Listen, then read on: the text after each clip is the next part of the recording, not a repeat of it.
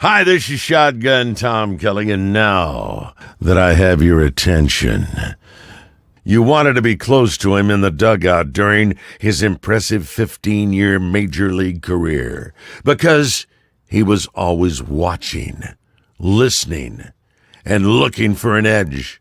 Now, Kurt Bavacqua brings that edge to Dirty Kurt's Dugout, where you can listen, watch, and be a part of the most honest, informative baseball show available today. Now, here's Kurt. Hey everybody, how are you? As you can see, the setting's a little bit different than normally. Today, I am not in my studio. Welcome to Dirty Kurt's Dugout. I am Kurt Bavacqua. Hello, Terrence. How are you, buddy? I need you today, not just Terrence, but all of you, because we need a little back and forth here regarding. I'm going to talk a lot about the Los Angeles Dodgers. You know why? Because they deserve it. And I'm also going to talk about the San Diego Padres because just as much they deserve it also, except on the flip side of the coin. So please join the show today. I want to hear your comments and questions. And we're going to be coming to you probably for about 20 minutes on this 25th day of August 2022, in which the year and the season is starting to wind down for the baseball world. And it's certainly winding down quickly for the San Diego Padres. I want to thank Tony and Cindy out at Hacienda Casablanca in El Cajon. If you're in the area, and I wish I was, except I am not in the area tonight for sure, or for the next couple of days, 700 North Johnson out in El Cajon. Stop by and tell Tony and Cindy that Kurt and Joe sent you, and they will treat you right the way they do all their guests. And also to our good buddy down at Lacima Oil, Tom Drake, your neighborhood Chevron dealer, especially the one that I go to get my gas, 5790. Never knew the address. I just know where it was. Right on the corner of Balboa and Genesee, down at Kearny Mesa. Great place to go. Well, we've all heard about it. We all heard about the 80-game suspension for Fernando Tatis.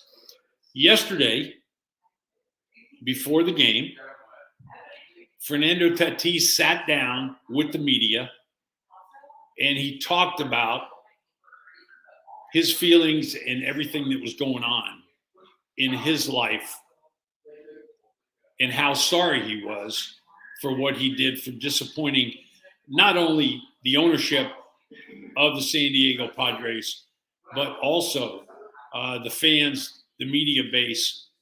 And I think the most important thing is his teammates. So can you guys hold it down a little bit? Can you hold it down a little bit? Sorry about that. Had a technical difficulty. So he sat down and apologized. I was especially intrigued to watch what was going on with his teammates after he met with them in a closed door session in the clubhouse and what they had to say about it. The jury's still out on that in my mind, because I think it's a wait and see situation with them. They want to see whether or not he's going to be true to his word this time, because he's disappointed him in the past. This year, I can't even begin to estimate or what I think the total amount of money would be that Fernando Tatis individually has cost the San Diego Padre Baseball Club. I'm not talking about just jersey sales and ticket sales. I'm talking about the potential of postseason, because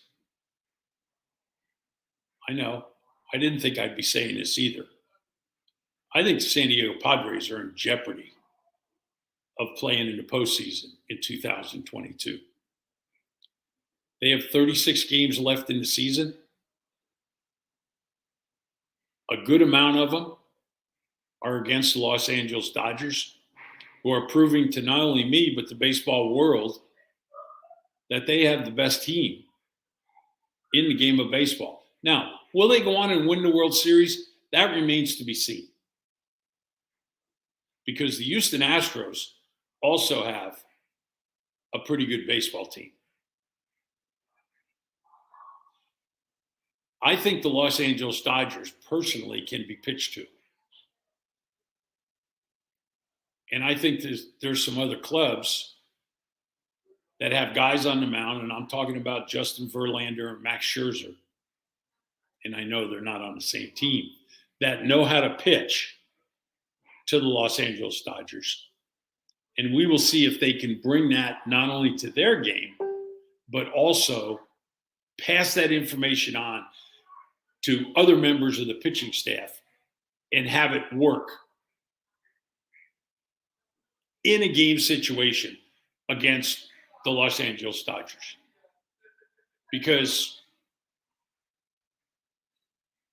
they're the team to beat right now. In my mind, the Los Angeles Dodgers are the team to beat, and I believe that the two teams that you're going to see in the World Series this year are going to be the Los Angeles Dodgers and the Houston Astros. And when that series is over, the Houston Astros are going to be world champions. The Padres are on a 9-game road trip right now. Thank God they're not playing in Petco Park anymore, because they can't seem to play in their home park. As a matter of fact, the San Diego Padres right now can't seem to play just about anywhere. They're having a tough time. Big headlines in the San Diego Union today. Have the Padres hit rock bottom? That's not the kind of headline that you want to see this time of the year. You know, you want to see Padres win 8 straight. You know, are 4 games up in the wild card, even if the Dodgers are doing their thing up in LA. I really don't know what to think with this ball club. On any given night, it just looks terrible. The only thing that has really stayed consistent, with the exception of Josh Hader going out a couple of nights and giving it up, has been their pitching. You know, you look at the performance yesterday of Blake Snell and you go, he didn't have a good game. You know what? He didn't have that bad of a game. This club has to score some runs for their pitching staff. It's not an easy chore to take the mound every day and continue to look up at the scoreboard when you go back to the mound and see zeros for your team. Blake Snell was throwing the ball good yesterday. Did he give up a couple of home runs? Yes. But you know what? That's going to happen.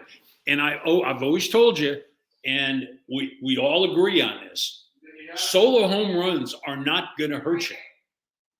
Solo home runs will not hurt you. Now, 5 or 6 of them will, especially when you're not scoring any runs.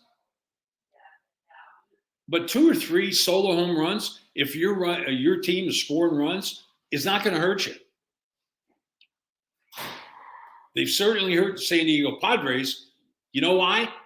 Because they're getting shut out way too many times now. So the Padres have an off day today, much needed.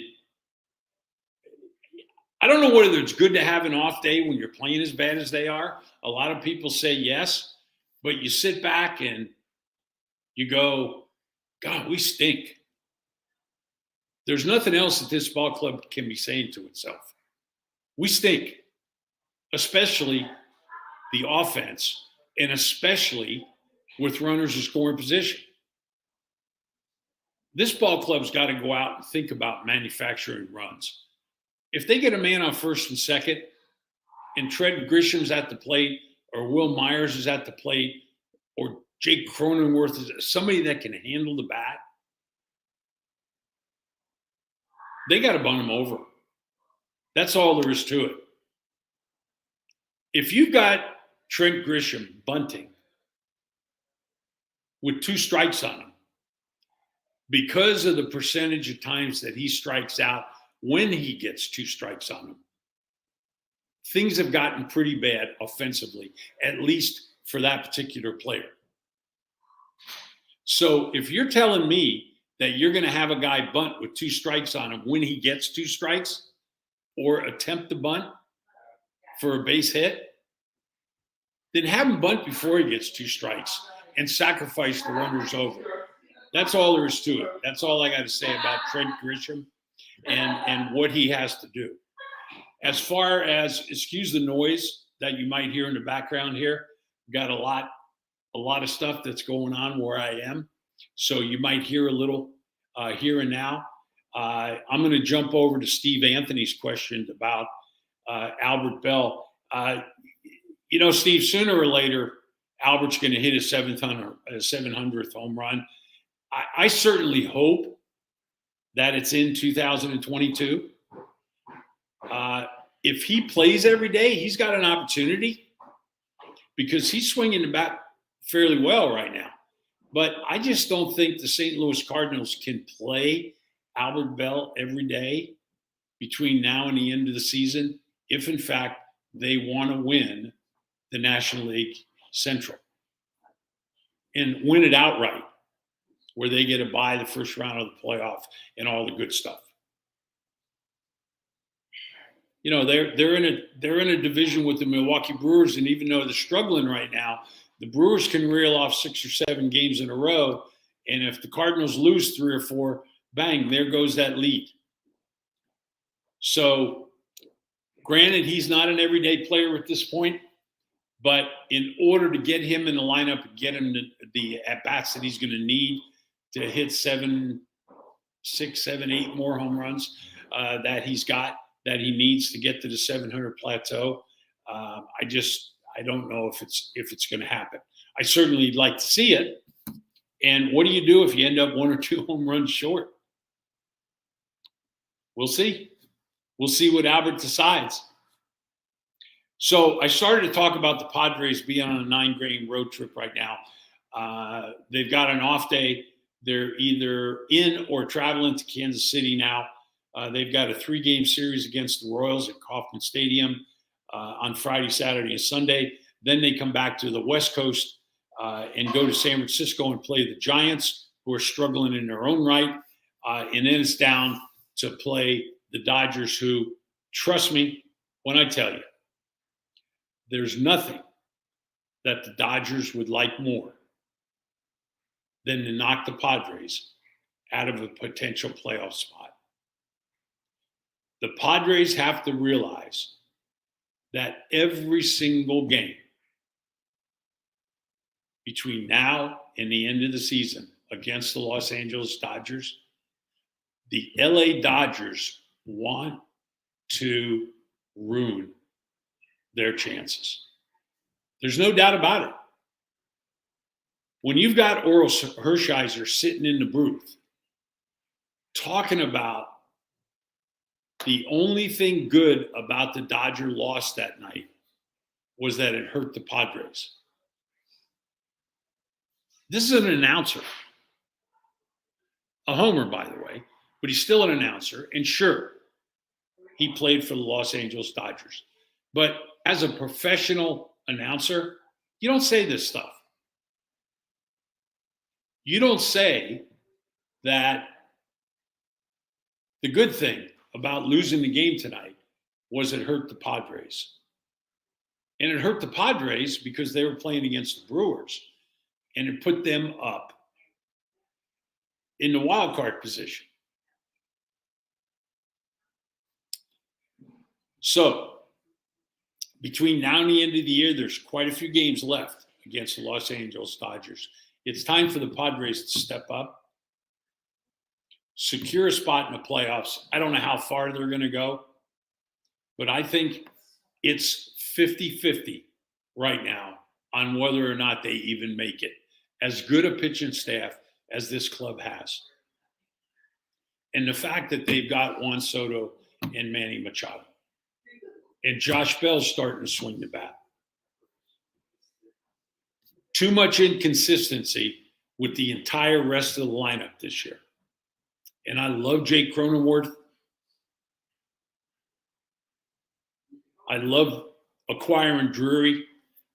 But what have you done lately? Basically what it boils down to. You know, his first swing in a Padre uniform was a grand slam.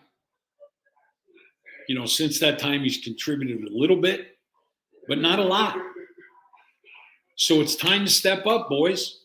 It's time to step up. So Kansas City for 3, San Francisco for 3, the Los Angeles Dodgers for 3, and then they come back to Petco. This is going to be a rough road trip unless they start swinging the bats and driving in some runs, especially with 2 outs. They're making pitchers look way too good. Their approaches at the plate have to change. Let's look at the standings in both the American and National League right now, and then we'll also look at the wild card standings in the wild card race, not only in the National League, but also in the American League. As you can see, I tell you what, it's a big surprise to me. The Yankees only have a 7-game lead over Tampa Bay in the American League East. The Yankees have had a big lead over the Toronto Blue Jays, and Tampa Bay was in 3rd place. I think the big surprise in that division has been the Baltimore Orioles, although you could say that it's been the Toronto Blue Jays and the brand of baseball that they're not playing that a lot of people thought they should be. But I think it's really the Baltimore Orioles. I would love to see the Orioles win a wild card berth in the American League. The other team that I think surprised a lot of people are the Cleveland Guardians. They've got a 4-game lead right now over the Minnesota Twins in the American League Central. That seems to be really one of the only races left in the game. When I say the game, I'm talking about the game of baseball. The Guardians have 4 games, not only over Minnesota, but also the Chicago White Sox. So Tony La Russa's got the White Sox playing some baseball now. They might be able to close that gap before the end of the year. You don't have 2 teams in front of you. You really only have 1, and that's the other team that you're tied with. So that's a good thing in a way. Going into the American League West, I've talked about the Houston Astros, thinking that they're going to dominate the American League and win the American League championship. I still think that is the case. 12.5-game lead over Seattle Mariners. They've got the kind of lead, not quite as big, but the kind of lead that the Los Angeles Dodgers have over the San Diego Padres in the National League West. Let's look at those National League standings right now. I mentioned the Los Angeles Dodgers having a 19.5-game lead over the San Diego Padres. Not quite as big a lead for the New York Mets over the Atlanta Braves in the National League East. That's going to be a fun race to watch for the rest of the year. And for the Padres to be struggling with the Phillies right now, and the Brewers for that matter, for a wild card spot in the National League playoff race is a pity in my mind. I mean, it really is. These guys need to be ashamed of themselves. I'm sure that a lot of them are when they go home and look in the mirror at night. But they just have to change a few things. I believe this ball club can turn it around. They just have to start doing the little things. And by the little things, they need to start playing for 1 or 2 runs. If their pitching staff is going to go out there and hold the opposition to 1, 2, or 3 runs, then put some runs on the board and keep yourself in the game, especially early. If you get an opportunity to do it, do it. Soto's going to be on base. Machado's going to be on base. Josh Bell's going to have plenty of runs that he's going to be able to drive in, and so is Drury and Jake Cronenworth. So let's do it, guy. Profar, you know what? Jerickson Profar slacked off a little bit in the last week and a half or so. As a matter of fact, a lot of the offense has, and I'm going to tell you why. Why? Because they're trying to do too much. When you know that your team is struggling, you try to do too much. You try to hit a home run when you shouldn't be. The thing that really bugs me is when I see a player going up to the plate with maybe a man on, they're 4 runs down, and they're trying to hit a grand slam home run. You can't hit a grand slam home run when there's only one man on base. You've got to rely and pass the torch down the lineup to your teammates, and hopefully you can put some kind of a rally together. All right, the all-important wild card standings. Let's take a look at them. Let's see which one's going to pop up first. Oh, there we go. It is the National League wild card standings as it stands right now. You can see the Atlanta Braves have a big lead as far as the number 1 seed in wild card. The Phillies are 2 games up, and the San Diego Padres are in third place. Milwaukee Brewers only a game and a half back. So that's pretty close. And you know what? Even the San Francisco Giants are thinking to themselves right now, when the Padres come into town, if we sweep them, we're right back in this wild card deal. Because Milwaukee's not going to put together a 3, 4, or 5 game winning streak at this time. They're just not playing that good of baseball. And the San Francisco Giants are thinking that they can get in the postseason. Will they? I don't think so, but we will see. And we'll see what their thought process is these 3 games that are coming up with the San Diego Padres after they come back to the West Coast from Kansas City. So let's go over to the American League and take a look at how they stand over there. You can see it's a lot tighter in the American League. The Baltimore Orioles are only 2.5 games out of the wild card with the Twins and the White Sox at 4. You can't count the Boston Red Sox out, even though I don't think that they're going to get there. I think there's just too many teams in front of them. But right now, Tampa Bay and the Toronto Blue Jays are sitting in a decent position, although a 2 or 3 game losing streak can put them 4th or 5th down on the list. So this is going to be an interesting race. This American League wild card race is going to be interesting. We'll see how it ends up. I'll be back with you next Thursday at 3:15.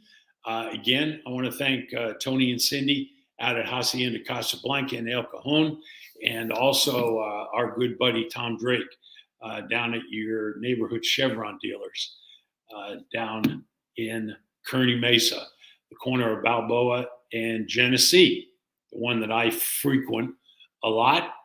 So I want to thank everybody for tuning in. Steve, I appreciate the comments, and John, Terrence, as usual. It was good seeing you guys, and I'll be back here next week on Dirty Kurt's Dugout. Thanks for tuning in. Thanks for watching. And as usual, Hacienda and Tom Drake at Lacima Oil, thank you for standing behind us and caring about our program like we care about you. We'll talk to you soon, everyone. Until next week, this is Kurt Pavakwa saying goodbye.